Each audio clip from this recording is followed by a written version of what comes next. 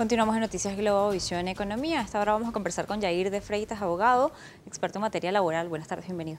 Muy buenas tardes, Mariana. Muchos saludos para ti y también para toda tu audiencia.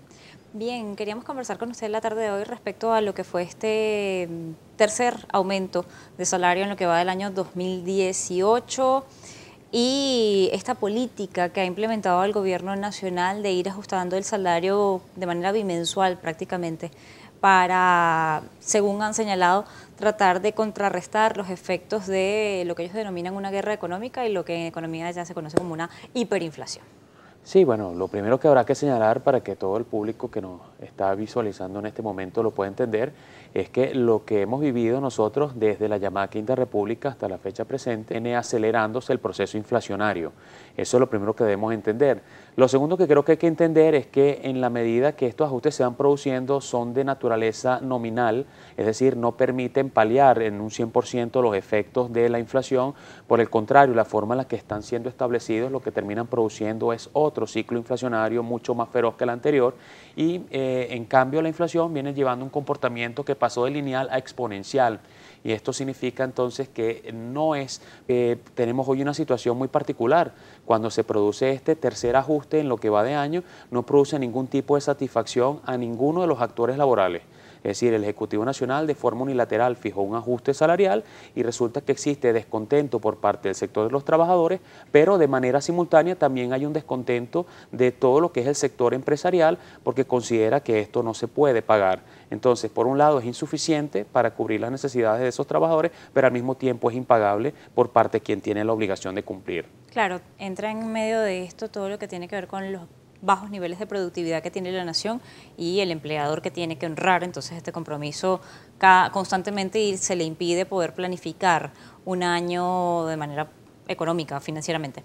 Cuando vemos esto, señala usted el punto de la política laboral. ¿Se le puede llamar a esto política laboral? Muchos expertos señalan que no existe realmente una política laboral, que más bien sea politizado el trabajo que otra cosa. Es así, en realidad no tenemos en Venezuela ninguna política laboral, esto es una continua improvisación, son una especie de medidas de emergencia frente a lo que ya se siente con cada vez más celeridad, que es la pérdida del poder adquisitivo de las personas. Hay que decirlo con total responsabilidad, no existe una planificación en materia laboral. Esto en realidad termina siendo una especie de populismo obrero, que además lo están ajustando siempre cercano a alguna fecha electoral, en este caso coincide con el 1 de mayo, pero también sabemos que tenemos un escenario electoral en el muy corto plazo y que desde luego esto está tratando de capitalizar ese tipo de ajuste en votos, pero no es ningún tipo de medida racional que forma parte de un conjunto de políticas que tiene por objetivo fomentar una mayor producción, fomentar una mayor estabilidad en el trabajo, la creación de empleo, un mayor nivel de productividad o un tipo de incentivo para que se reactive el aparato económico nacional. Por lo tanto, obviamente todas las personas están en conocimiento muy claro que cuando este tipo de medidas se toman, lo que de inmediato ocurre es el efecto contrario, es decir, la pérdida del poder adquisitivo, porque de inmediato todos salen a hacer un ajuste de precio y ese ajuste de precio termina mermando el efecto que a corto plazo podía tener este tipo de medidas. Las políticas laborales y cuando vienen de políticas públicas deberían enfocarse hacia qué área, cómo deberían estructurarse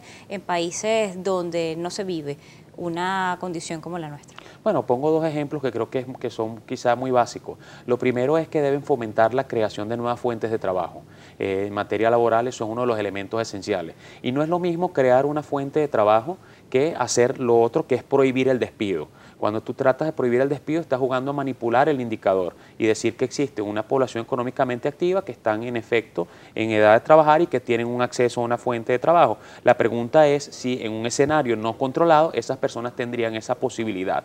Y lo que estamos viendo es que todo el elenco de medidas que se están tomando en materia económica en Venezuela, que son o tienen estas mismas dosis de grados de improvisación, lo que terminan produciendo es un desestímulo para la creación de nuevas fuentes de trabajo.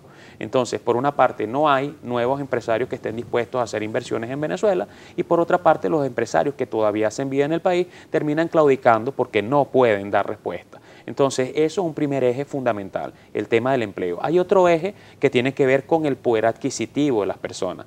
El salario se supone debe ser suficiente y eso está establecido en nuestra Ley Orgánica del Trabajo en el artículo 111, pero también está establecido en convenios internacionales e incluso en la doctrina social de la Iglesia, que es de donde está la raigambre de la cual el derecho al trabajo toma en cuenta para poder entonces señalar que debe producir o permitir la satisfacción de las necesidades, dice nuestra ley, materiales, intelectuales, de toda índole. Y por supuesto debe permitir no solamente la existencia de ese trabajador, sino la de su núcleo familiar y además el verdadero acceso a la propiedad privada, que eso es algo que los venezolanos no tenemos. Y un tercer eje final, que muy brevemente te lo señalo, tiene que ver con el componente en materia de seguridad social, que es si todo lo anterior falla, si todo lo anterior no funciona, entonces ese Estado social tiene un mecanismo de contingencia para dar satisfacción a todas estas situaciones que se puedan presentar.